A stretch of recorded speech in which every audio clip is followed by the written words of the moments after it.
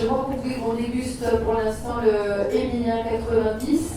Comme je le disais à Kiko, c'est un millésime dont on est très fier parce qu'il a été sélectionné par le sommelier de Paul Bocuse pour célébrer les 100 ans de la mort, enfin les 100 ans de la naissance plutôt du chef Paul Bocuse à Lyon pendant toute l'année 2024, pendant le menu du centenaire.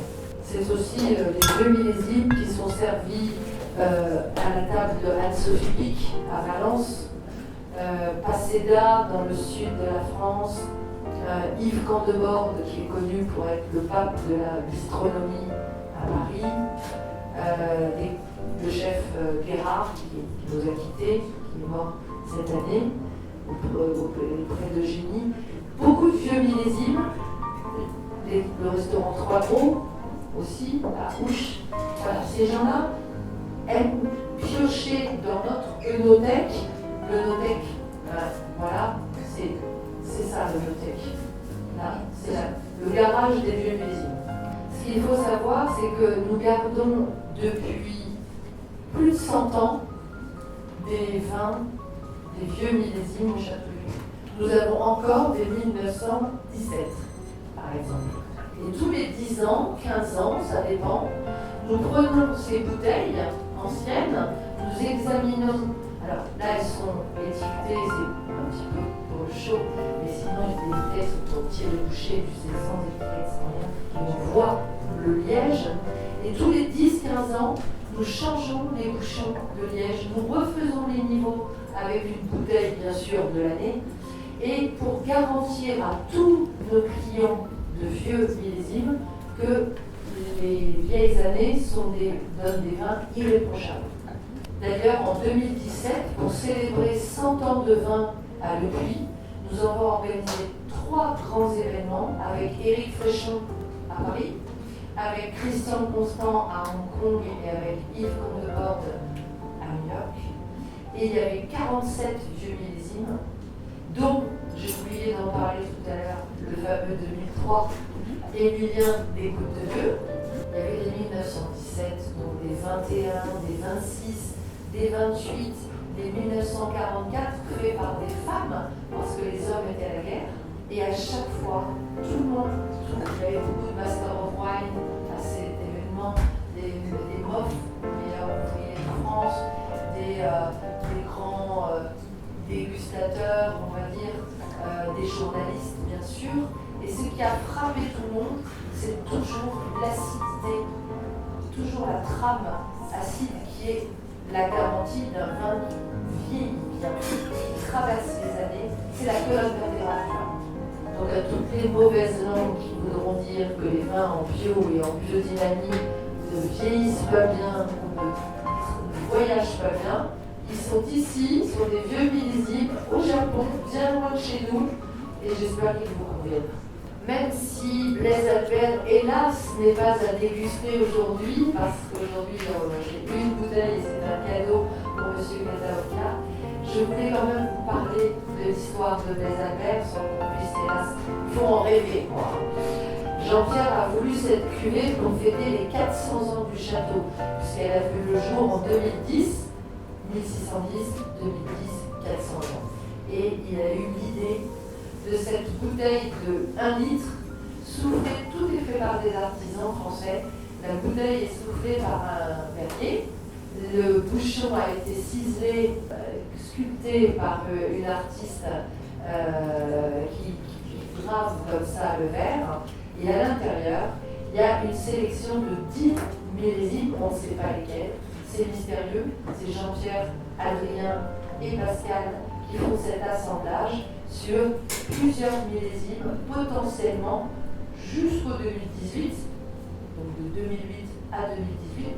On ne sait pas quels millésimes sont à l'intérieur de la bouteille de Blaise Albert. Là, il s'agit d'un petit film, mais je n'ai pas le son, c'est dommage, parce que vous aurez entendu Jean-Pierre vous parler. Pourquoi 1 litre? Parce que pour Jean-Pierre, 75 centilitres, c'est déjà suffisant.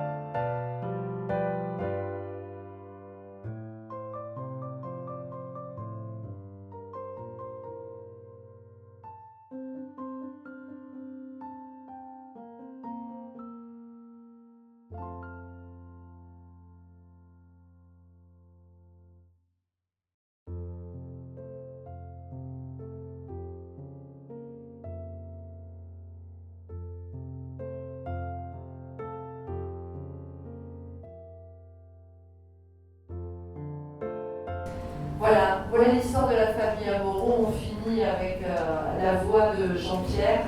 Je vais préciser que cette attention que cette famille porte depuis 4 siècles à la pureté et à la qualité de son sol, de son terroir, qu'elle cherche avant tout à exprimer, c'est pour vous amener, une fois qu'elle a appliqué son propre savoir-faire, c'est pour vous amener des vins pleins d'émotions, qui vous donnent beaucoup de plaisir, beaucoup de bonheur sur vos tables, pour vous procurer des sensations de plaisir avant tout.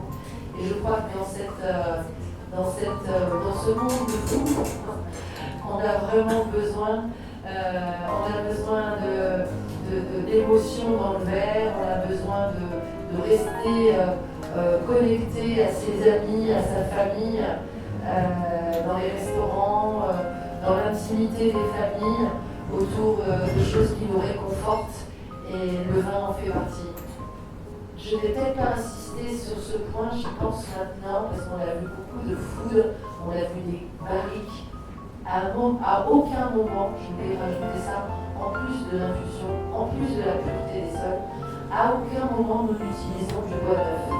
Ce sont des barriques affinées, expérimentées, des foudres qu'on a changées qui avaient 100 ans. Ça aussi, c'est le prolongement de l'expression du terroir. Si vous venez avec des bois qui donnent de la vanille, qui donnent avec le goût du chêne, le goût de la chauffe, des goûts exogènes, des goûts extérieurs, et qui n'ont rien à voir avec l'histoire du terroir, vous n'êtes pas avec les vins Châteauguay. Châteauguay, c'est pas des bois. On est presque chez vous avec Kenichi Ohashi, le master of wine japonais, qui est un ami de la famille, mais aussi Monsieur Fréchon, le chef Fréchon, qui est un grand ami, le chef Candeborde. Je vous montrerai aussi le magnifique menu du centenaire avec la célèbre volaille de Bresse, servie avec Émilie. Voilà, pour vous donner des idées de menu. Il y a des vieux millésimes de Rosemary, et toujours ce Barthélemy 17 qu'on adore.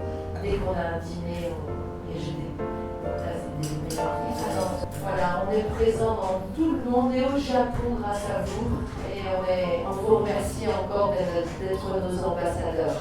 Voilà, je suis à votre disposition si vous voulez d'autres informations.